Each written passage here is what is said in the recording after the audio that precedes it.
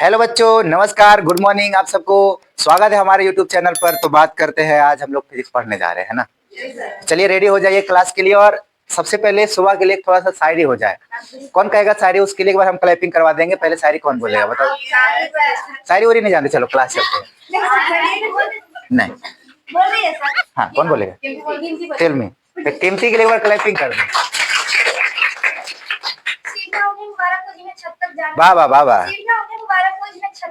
वाह वाह, अपनी मंजिल का आसमान का रास्ता हमें खुद बनाना। वाह वाह, क्या बात है। अब सफलता मिले या ना मिले ये तो मुकद्दर की बात है, पर हम कोशिश भी ना करेंगे तो गलत बात है। क्या बात है। देखो, ऐसा स्टूडेंट चाहिए, ऐसा होना चाहिए स्टूडेंट के अंदर काबिलियत कि कोई भी चीज के लिए हम एक्टिव रहो। ठीक है, हर चीज हमारे ऊपर छोड़ दोगे तो हम तो बहुत कुछ जानते हैं। आपके अंदर काबिलियत आनी चाहिए, हाँ या ना? तो चलते हैं फिजिक्स की तरफ और बात करते हैं। फिजिक्स का जो है दर्पण पढ़ा रहे थे, हाँ या ना? दर्पण, ठीक है। तो आवाज एकदम नहीं करना है, बिल्कुल बात भी नहीं करेगा क्लास में। और पूरे 45 मिनट तक एकदम ऐसे शांति से बैठ के लिखना है, पढ़ना है। कहीं पे कोई दिक्कत आए तो पूछ लेना है। क्लियर है? कोई भी दिक्कत, कहीं भी कोई चीज का समस्या हो तो आप पूछ लीजिएगा। ठीक है, हाथ खड़ा करके। चलिए रेडी हो जाइए। तो फिजिक्स में हम लोग पढ़े थे दर्पण। दर्पण किसे कहते हैं? तो दर्पण जो होता है ना, कहता है कि वह चिकनी और चमकीली सतह जिससे होकर प्रकाश परावर्तित हो जाता है, दर्पण कहलाता है कि नहीं? और मैंने आपको बताया था दर्पण 3 प्रकार के होते हैं। कौन कौन होता है?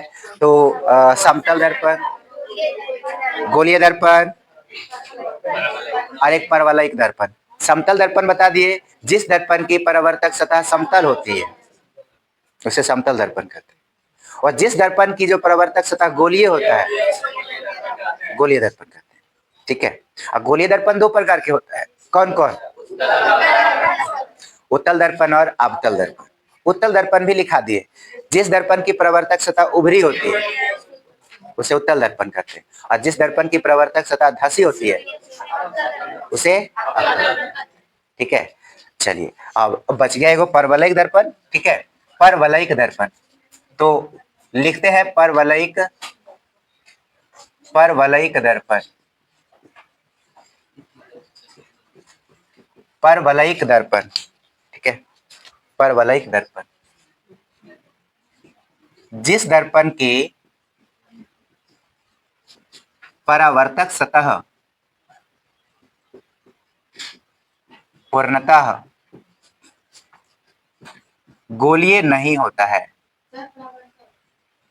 परावर्तक सतह पूर्णतः गोलीय नहीं होता है, गोलीय नहीं होता है, होता है। जिस दर्पण की परावर्तक सतह पूर्णतः गोलीय नहीं होता है, परवलयिक दर्पण कहलाता है। परवलयिक दर्पण कहलाता है, परवलयिक दर्पण कहलाता है। ये देखो, गोलीय नहीं होता है, ये ऐसे होता है, ऐसे। ठीक है, और इधर का हिस्सा पेंट कर दो। ये देखो, पूर्णतः गोल है क्या? नहीं है, कर्व के आकार का है।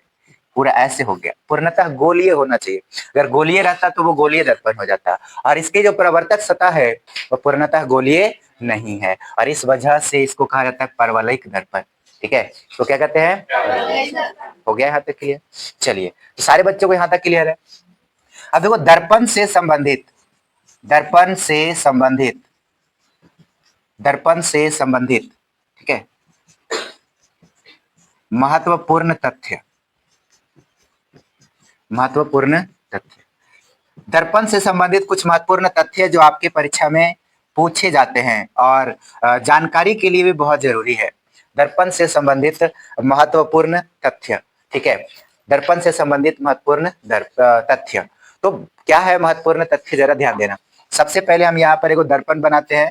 ये गोलीय दर्पण बना लिए। पहले आप फिगर को ध्यान से देखिएगा ना, तो आपको सारी चीजें इसी में मिल जाएगा। सारी चीजें, जितनी भी चीजें हम बताना चाहते हैं वो सारी चीजें इसमें मिल जाएगी। ठीक है, एक काम करते, फिगर ऊपर बना लेते, तो ऊपर करने वाला है, चलो रहने देते यहीं पे।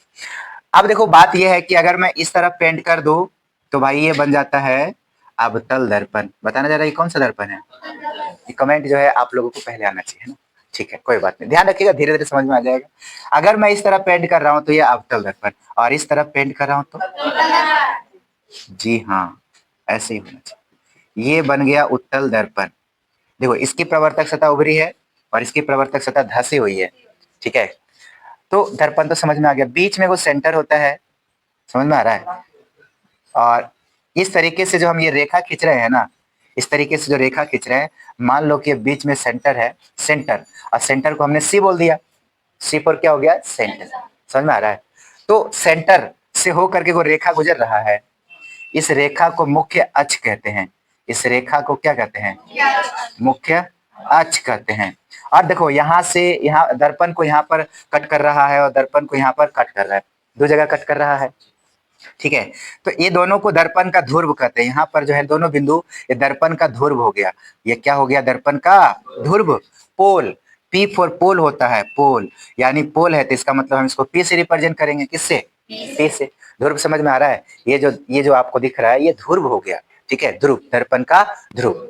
और ध्रुव और केंद्र, ध्रुव और केंद्र को मिलाने वाली वो रेखा है, एक रेखा है, समझ में आ रहा है। तो ये जो रेखा है इसको तो हम कहते हैं मुख्य अक्ष, और दोनों के बीच का जो डिस्टेंस है, ऐसे तो जानते हैं कि अगर मान लो कि ये हो गया कोई वृत्त है, और वृत्त में ये तो त्रिज्या का काम करता है, चाहता है कि नहीं करता है, त्रिज्या का काम। तो त्रिज्या का काम अगर करता है तो यहाँ भी त्रिज्या ही होगा, बट इसका नाम रहेगा वक्रता त्रिज्या।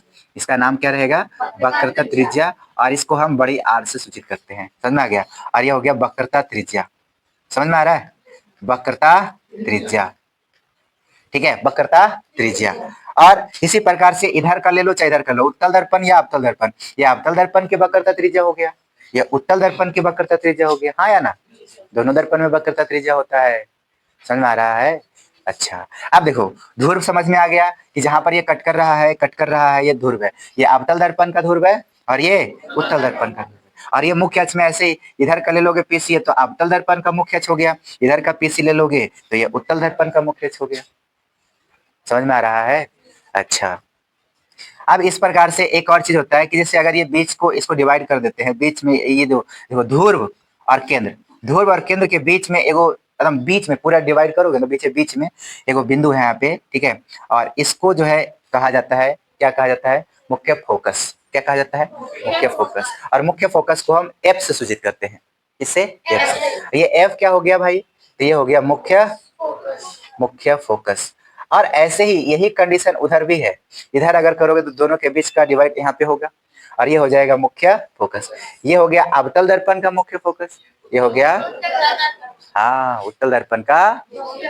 दोनों दर्पण में केस है, जो आप अवतल दर्पण में पढ़ रहे हैं वही केस उत्तल दर्पण में भी है, इसलिए ध्यान दीजिएगा, ठीक है। अच्छा, तो मुख्य फोकस समझ में आ गया। मुख्य फोकस को हम ये जो है अच्छा कैपिटल एफ से रिप्रेजेंट करते हैं, इसको कैपिटल एफ लिखेंगे, कैपिटल एफ। और ये देखो ध्रुव और फोकस के बीच का जो डिस्टेंस होता है, डिस्टेंस समझ रहे हैं ना, ध्रुव और फोकस के बीच जो डिस्टेंस होता है, इस डिस्टेंस को कहा जाता है फोकस दूरी।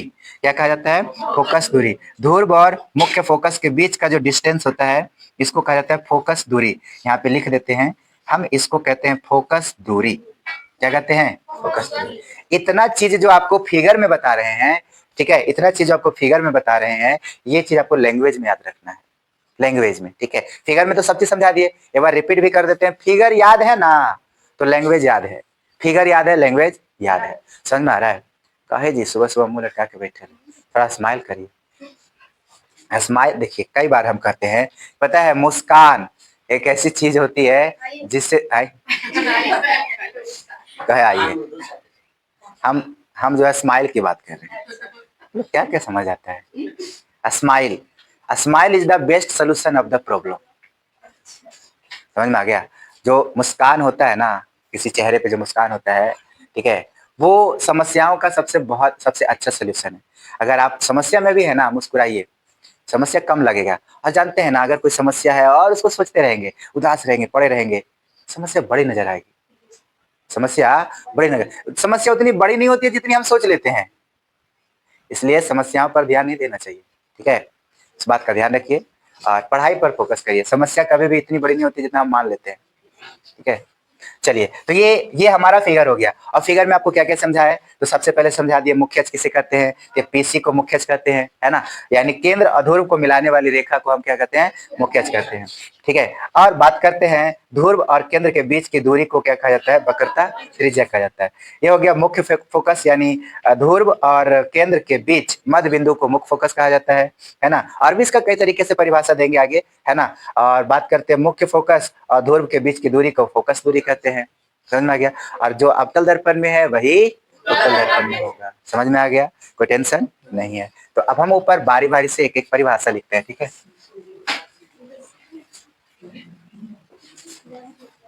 चलिए, तो सबसे पहले बात करते हैं, पहला पॉइंट हम लिखते हैं मुख्य अक्ष, ठीक है। मुख्य अक्ष, मुख्य अक्ष किसे कहते हैं भाई? तो है ना, दर्पण, दर्पण के केंद्र C तथा केंद्र C तथा, है ना, ध्रुव, ध्रुव P, है ना, को मिलाने वाली रेखा, को मिलाने वाली रेखा, को मिलाने वाली रेखा, को मिलाने वाली रेखा को दर्पण का मुख्य अक्ष कहा जाता है, कहा जाता है। ठीक है। दर्पण के ध्रुव, दर्पण के केंद्र से और ध्रुव P को मिलाने वाली रेखा को हम क्या कहते हैं? मुख्य अक्ष कहते हैं, ठीक है। यानी हम कह सकते हैं इसे PC से सूचित किया जाता है, ठीक है, सूचित किया जाता है। कभी भी अगर हम PC लिख देते हैं इसका मतलब यह है कि वो मुख्य अक्ष हो गया, है ना। PC क्या हो गया? मुख्य अक्ष, ठीक है। बाकी फिगर पार लेना है साइड में, ठीक है। फिगर एकदम बहुत जरूरी है, पहले फिगर पारना है और बाकी बारी बारी से हम लिखते जाएंगे, ठीक है। मुख्य अक्ष के बाद हम लोग एक और चीज करते हैं, वक्रता त्रिज्या। ये वक्रता त्रिज्या जो होता है ये क्या होता है? ठीक है, कर्व रेडियस। तो कहता है वक्रता त्रिज्या, गोलीय दर्पण, गोलीय दर्पण जिस गोले का भाग होता है, जिस गोले का, जिस गोले का भाग होता है, जिस गोले का भाग होता है उस गोले की त्रिज्या को, उस गोले की त्रिज्या को, उस गोले की त्रिज्या को दर्पण की वक्रता त्रिज्या, दर्पण की वक्रता त्रिज्या, दर्पण की वक्रता त्रिज्या कहते हैं, दर्पण की वक्रता त्रिज्या कहते हैं। इसे बड़ी आर से सूचित किया जाता है, से सूचित किया जाता है, बड़ी आर से सूचित किया जाता है। इस बात का ध्यान रहेगा, जो वक्रता त्रिज्या होता है उसको हम बड़ी आर से सूचित करते हैं, ठीक है। और इसके बाद जगह कम है, फिगर पहले पार लिया आप लोग? पहले फिगर को बढ़िया से पार लो, फिर फिगर मिटाएंगे, क्योंकि डिजिटल बोर्ड तो है नहीं कि इसको साइड कर दे। अरे टेंशन नहीं लो, समय का इंतजार है, आएगा, जरूर आएगा। समय का खेला है, कल हम अकेला थे, आज आप अकेला हैं। आज हम तो वही बात बोले, कल हम अकेला थे, आज आप अकेला हैं। आज हम ही नहीं करे, आज भी अकेला है।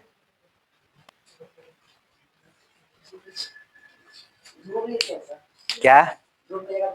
ध्रुव है, ध्रुव कहाँ ऊपर?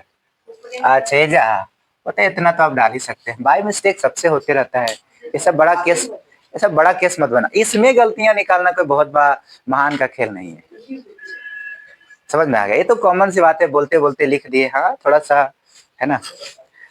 जब कोई कैलकुलेशन आए और वहां हाँ मेरे से ना हो रहा हो और आप कर दे, वो महाखेल है, ठीक है। या कभी मान लो कंफ्यूज हम हो गए और आप वहां पे थोड़ा सा ध्यान दे दिए, तो ये महान खेल है। और ये लिखावट में आकर हर शिकार देखोगे तो वैसे देखो, शुद्ध हिंदी हमें क्या किसी को लिखने नहीं आएगा, आएगा लिखने शुद्ध हिंदी। हिंदी के टीचर भी रहेंगे, उनसे भी गलती हो जाएगा। चलिए, तो फिगर हो गया इतना देर में। नहीं, टाइम पास मत करो भाई, टाइम पास से कोई फायदा नहीं है, ठीक है। मिटाते हैं फिगर, एक मिनट, है ना।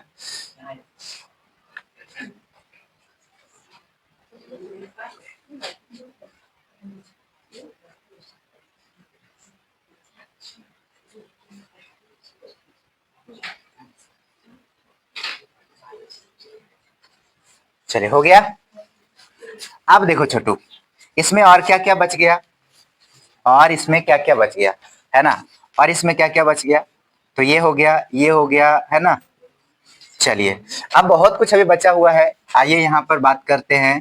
ठीक है, ठीक है, देखो ध्रुव अभी बाकी है ना, पी ध्रुव। आपसे कह देगा ध्रुव किसे कहते हैं, है ना, तो कह सकते हैं कि दर्पण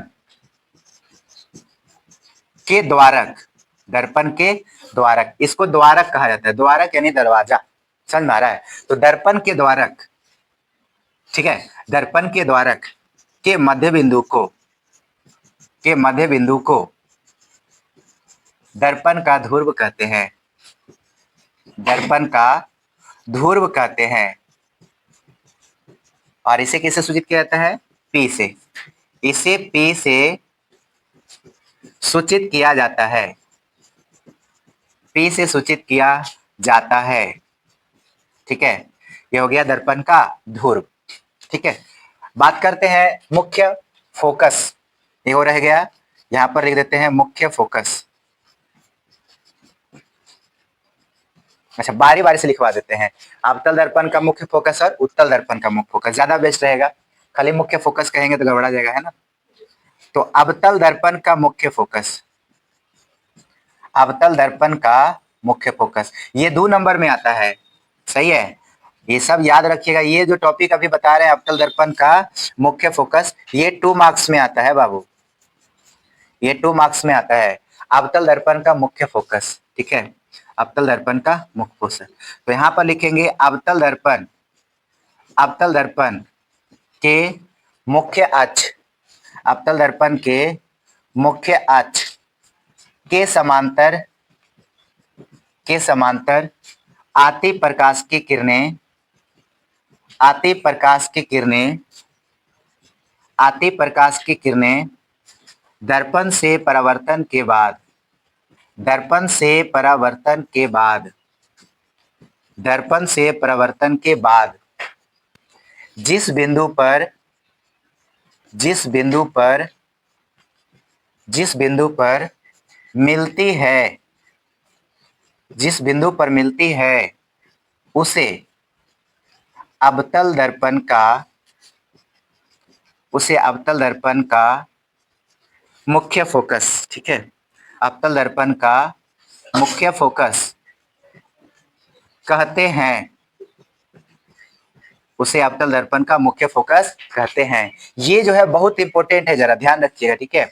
और इसे एफ से सूचित किया जाता है, सूचित किया जाता है, से एफ से सूचित किया जाता है। ये हो गया अवतल दर्पण का मुख्य फोकस, क्लियर है। और इसी प्रकार उत्तल दर्पण का भी मुख्य फोकस पूछेगा, यहाँ सबका लिखाया गया होगा, तो यहीं पे लिख देते हैं उत्तल दर्पण का मुख्य फोकस। ठीक है, 5वां केस ये है उत्तल दर्पण का मुख्य फोकस, उत्तल दर्पण का मुख्य फोकस।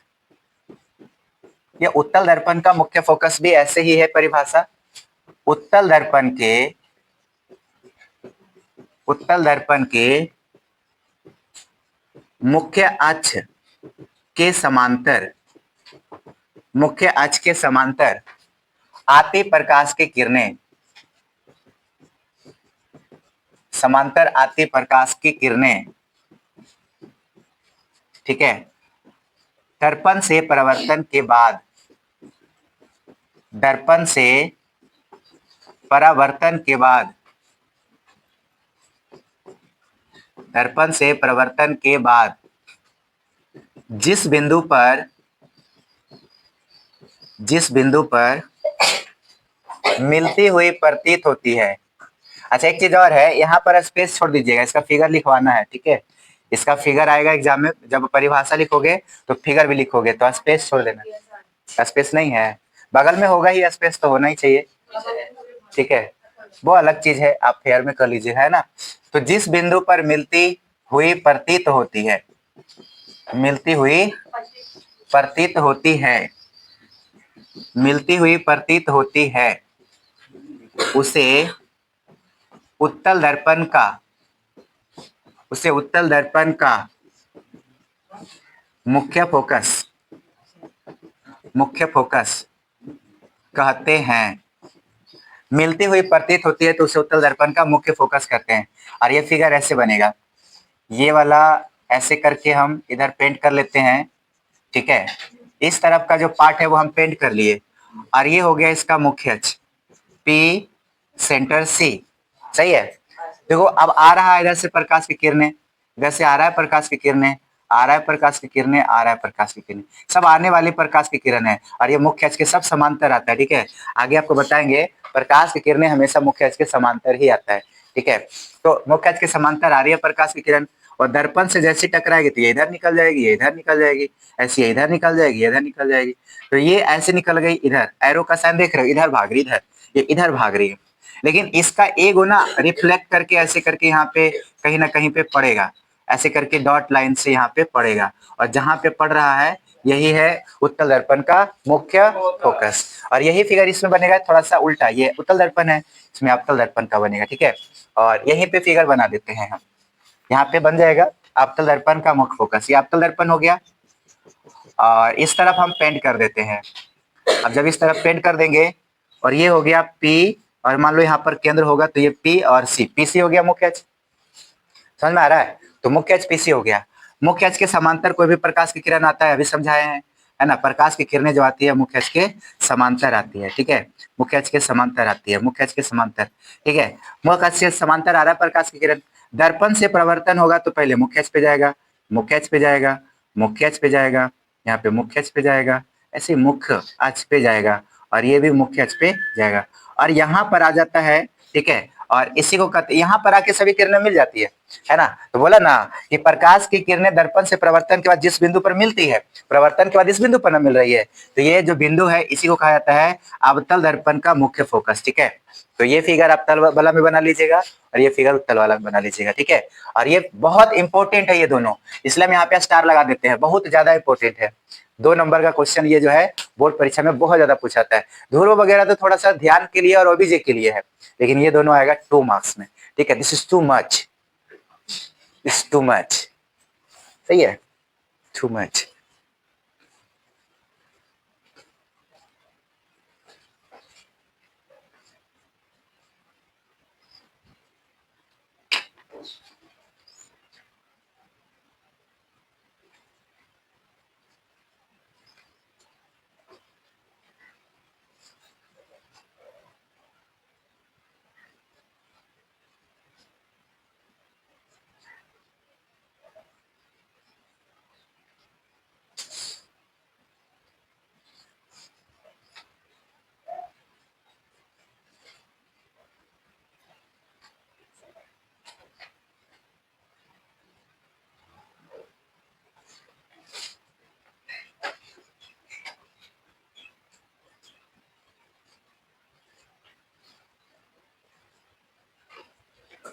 हो गया है तक?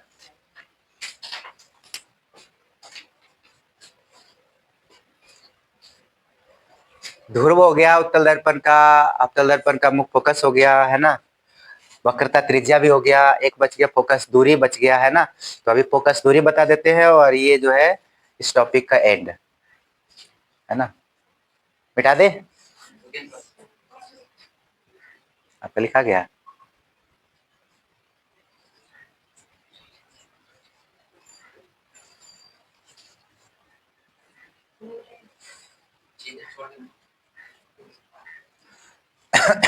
चलिए, तो अब हम थोड़ा सा आगे बढ़ते हैं और बात करते हैं, है ना। यहीं पे लिख देते हैं ऊपर, अभी शायद किसी का नहीं भी लिखाया होगा, तो लो भाई, है ना। एक बच गया, कैमा पॉइंट हो गया, ये 5वां पॉइंट था, है ना। यहाँ पे लिख देते हैं 6ठा पॉइंट। आपसे पूछा जाएगा फोकस दूरी, फोकस दूरी, ठीक है। फोकस दूरी बताना जरा, फोकस दूरी किसे कहते हैं ना। तो कह सकते हैं कि दर्पण के ध्रुव, दर्पण के ध्रुव और दर्पण के ध्रुव और मुख्य फोकस, मुख्य फोकस, मुख्य फोकस के बीच, के बीच की दूरी को, बीच की दूरी को, बीच की दूरी को, है ना, दर्पण की फोकस दूरी, दर्पण की फोकस दूरी कहते हैं, फोकस दूरी कहते हैं, फोकस दूरी कहते हैं। ठीक है, और इसे इसे एफ से सूचित किया जाता है, छोटी एफ से सूचित किया जाता है, छोटी एफ से सूचित किया जाता है। यह है फोकस दूरी। दर्पण के ध्रुव और मुख्य फोकस के बीच की दूरी को दर्पण की फोकस दूरी कहते हैं और इसे छोटी एफ से सूचित किया जाता है। क्लियर है? चलिए, अब ऊपर वाला आराम से सभी बच्चों का लिखा गया होगा। ठीक है, तो फोकस दूरी भी हो गया और क्या बोलता है इसका, वक्रता त्रिज्या भी हो गया। और साथ ही साथ एक चीज और बता देते हैं, क्या कि फोकस दूरी और वक्रता त्रिज्या में संबंध भी है ना। फोकस दूरी और वक्रता त्रिज्या में संबंध भी है। ठीक है, आपसे ये ऑब्जेक्टिव में भी आता है और न्यूमेरिकल में भी आता है ना, कि फोकस दूरी, कौन बात कर रहा है क्लास में, फोकस दूरी और वक्रता त्रिज्या, वक्रता त्रिज्या में संबंध, वक्रता त्रिज्या में संबंध, फोकस दूरी और वक्रता त्रिज्या में संबंध। ठीक है, रिलेशन, रिलेशन बिटवीन, है ना, focal length and curve radius. क्या रिलेशन है?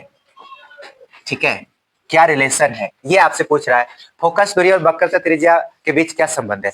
तो ध्यान से सुनिएगा, ये जो है फोकस दूरी, अगर आप फिगर से समझ पाओ तो समझ जाओगे कि जैसे ये फोकस दूरी और ये सेंटर है, समझ में आ रहा है, तो बीच बीच में ना होता है सेंटर, ये फोकस दूरी, सेंटर और ध्रुव, सेंटर और ध्रुव के बीच में फोकस दूरी है, सेंटर ध्रुव के बीच में कौन है, फोकस दूरी। ये यही तो दूरी है, इसी को तो बोलते हैं फोकस दूरी। तो बात बताओ, ये हो गया मुख्य फोकस और ये हो गया फोकस दूरी। तो फोकस दूरी जो पूरा का आधे हिस्सा ना है, पूरा का आधा है, ये पूरा पूरा का आधा है, पूरा का मतलब वक्रता त्रिज्या, और ये जो है उसका आधा है। तो यही तो संबंध है कि जो फोकस दूरी होता है वक्रता त्रिज्या की आधी होती है। और 2 नंबर में भी आता है कभी कभी, सिद्ध करेल दे देगा तो 5 नंबर में देगा, सिद्ध करने भी देता है, समझ में आ गया, सिद्ध करेंगे भी थ्योरी 5 नंबर में आ जाएगा। और नहीं तो ऑब्जेक्टिव तो एकदम गारंटी है कि ऑब्जेक्टिव देगा, हर हाल में देगा, और 2 नंबर में भी दे सकता है। ठीक है, 2 नंबर लाइक रहता नहीं है इसलिए खा रहे, ऑब्जेक्टिव तो फिक्स है, वो तो ऐसे देख के मार देंगे। तो कैसे, तो यहाँ पर जो अभी बताया ना वही लैंग्वेज में लिख दो कि जो फोकस दूरी होता है, फोकस दूरी वक्रता त्रिज्या की क्या होती है, आधी, वक्रता त्रिज्या की आधी होती है, वक्रता त्रिज्या की आधी होती है। समझ में आ गया, फोकस दूरी वक्रता त्रिज्या का आधा हिस्सा ही है ना, तो फोकस दूरी जो है वक्रता त्रिज्या का आधा हिस्सा है। यहाँ पे बोला फोकस दूरी वक्रता त्रिज्या की आधी होती है ना, यानी हम कह सकते हैं अर्थात एफ बराबर आर बटा 2, यही है रिलेशन, एफ बराबर आर बटा 2। या कह सकते हैं, या कह सकते हैं अगर तिरछा गुना करिएगा तो वक्रता त्रिज्या फोकस दूरी का दुगना होता है। ठीक है, ये दोनों में से कुछ भी ले लो, एक ही चीज लिखा ले दोनों। ठीक है, या तो फोकस दूरी पूछे तो वक्रता त्रिज्या की आधी होती है, फोकस दूरी वक्रता त्रिज्या की आधी होती है। अब वक्रता त्रिज्या पूछ देगा तो फोकस दूरी का दुगना होता है, वक्रता त्रिज्या फोकस दूरी का दुगना होता है। समझ में आ रहा है, ये ऑब्जेक्टिव में आता है, हर हाल में आता है। आप जब प्रैक्टिस करोगे ओबीजे का आप देखोगे क्वेश्चन रहेगा, हर हाल में क्वेश्चन रहेगा, क्योंकि इतना वीवीआई क्वेश्चन है ये। बाकी इसको सिद्ध भी करेंगे, आपके क्लास में सिद्ध भी करेंगे, टेंशन न लो, ये सिद्ध करके दिखाएंगे क्या सचमुच ऐसा होता है।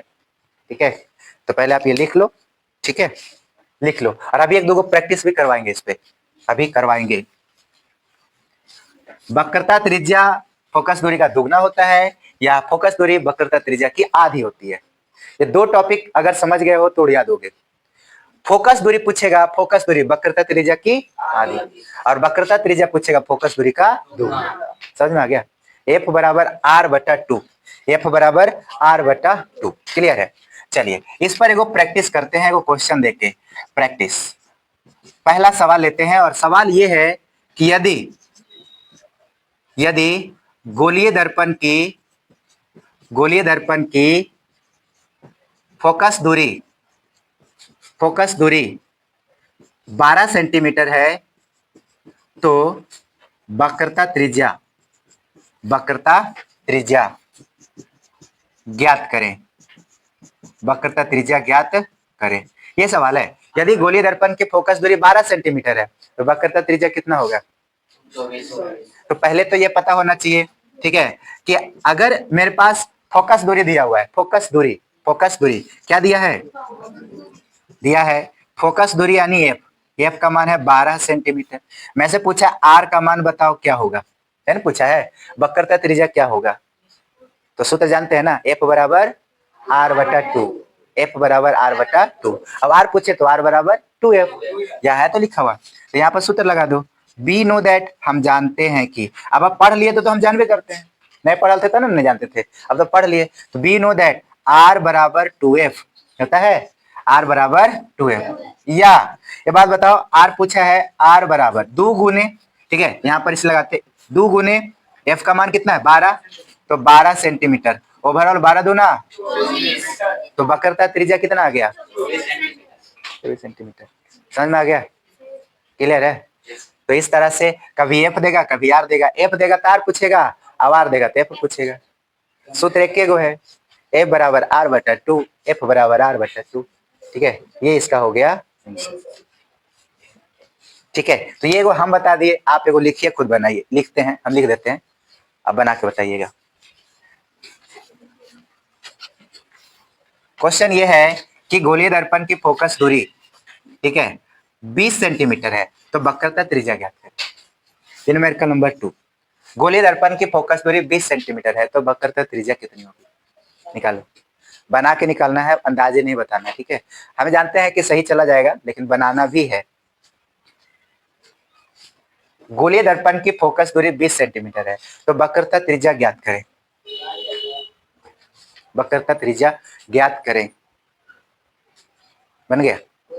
देखो, स्पष्ट रूप से दिया हुआ है फोकस दूरी 20 सेंटीमीटर है ना, क्या दिया है?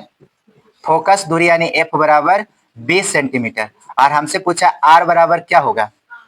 तो ये बताओ सूत्र क्या होता है, चूंकि आर बराबर 2f, यहां से लिख लें 2 गुने एफ का मान 20 सेंटीमीटर, तो फाइनल आंसर कितना आ जाएगा?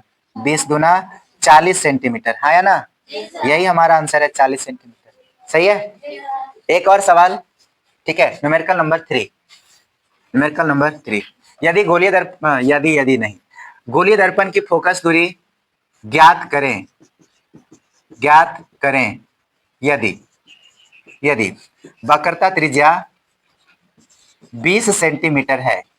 चलिए, यह सवाल है, गोलीय दर्पण की फोकस दूरी ज्ञात करें यदि वक्रता त्रिज्या 20 सेंटीमीटर है।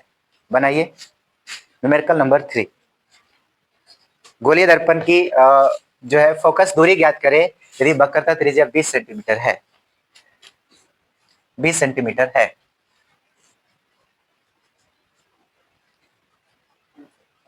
आ गया, कितना आया? 10। ठीक है, देखो, गोलीय दर्पण की फोकस दूरी, एफ का मान पूछा है कितना होगा, और आर का मान दिया हुआ है 20 सेंटीमीटर। तो सूत्र जानते हैं ना, चूंकि एफ बराबर होता है आर बटा 2, ये तो होता है एफ बराबर आर बटा 2, तो एफ का मान नहीं जानते हैं, एफ तो निकालना ही है, आर का मान 20 बटा 2, काटेंगे तो हो जाएगा 2 से 10 बार में, यानी 10 सेंटीमीटर इसका आंसर आ जाएगा। इसका आंसर कितना आ जाएगा? तो बनाने आना चाहिए। कौन कौन बना देगा ऐसे सवाल को? कैसे उलट पुलट के पूछेगा तो बता दीजिएगा। हाँ ठीक है, हाथ तो सब खड़ा किए हो, हम ऐसे खड़ा खड़ा से पूछ लेते हैं, खड़ा खड़ा करके। ठीक है, आप खड़ा हो जाइए, बोलिए, एक दर्पण की फोकस दूरी 30 सेंटीमीटर है, वक्रता त्रिज्या क्या होगा? फोकस दूरी 30 है, वक्रता त्रिज्या क्या होगा? गलत है, वक्रता त्रिज्या फोकस दूरी का दुगना होता है। फिगर पर जाओ, फिगर पर जाओ, फोकस दूरी छोटा है, वक्रता त्रिज्या बड़ा है, दुगना है वक्रता त्रिज्या, तो हम फोकस दूरी बोले 30 है, तो वक्रता त्रिज्या कितना होगा? 60। ठीक है, बैठ जाओ। हाँ, और देवेंद्र, एक गोलीय दर्पण की वक्रता त्रिज्या 30 सेंटीमीटर, 30 सेंटीमीटर वक्रता त्रिज्या, तो फोकस दूरी कितना होगा? 15। सही है, क्योंकि देखो वक्रता त्रिज्या बड़ा होता है, फोकस दूरी छोटा होता है। फिगर पर बोले ना, दिमाग कहाँ जाना चाहिए? जिसके दिमाग में ये फिगर सेट हो गया वो कभी गलती नहीं करेगा। ठीक है, ये हो गया सी, और ये यहाँ से यहाँ तक का दूरी आर हो गया, और यहाँ से यहाँ तक का दूरी जो है एफ हो गया। तो ये एफ आर का क्या होता है? आधा होता है, और आर एफ का दुगना होता है। बैठ जाओ, सही। तो आज का क्लास यहीं पे एंड करते हैं, ठीक है। और यहाँ तक जो पढ़ाया गया है आप अच्छे से कल के क्लास में याद करके आइएगा, ठीक है। बाकी मैं इससे मिलते हैं नेक्स्ट क्लास में। Thank you so much.